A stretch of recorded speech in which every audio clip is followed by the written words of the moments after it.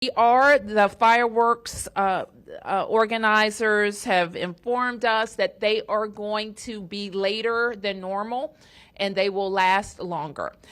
Normally, the fireworks begin at nightfall, around 9 o'clock. This year, we expect that they won't begin until 11 p.m. And that they may last up to 45 minutes. Oh, you don't quote me, but they're going to be longer than in previous years, we are told. And so throughout the weekend, we strongly encourage everyone to use public transportation, use Metro wherever possible to make sure that you can have a quick and seamless ride. We continue to have, so let me say that the late start, and I want to emphasize the late start.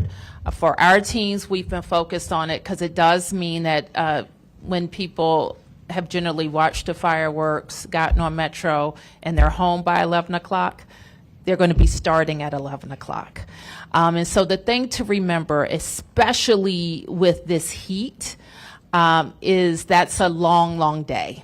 So people have to really watch the heat, watch what they're drinking, and get home as soon as the fireworks are over. I'm expecting, and again, I would refer to the 250 folks, that families with small children are going to decide that the children should watch on TV or watch at a neighborhood event. Or if they're really brave, I'm not one of them that would track like an 8-year-old. Well, maybe I am. I won't say. Maybe I am that brave. I am, actually. But just everybody just make the best plan for your family.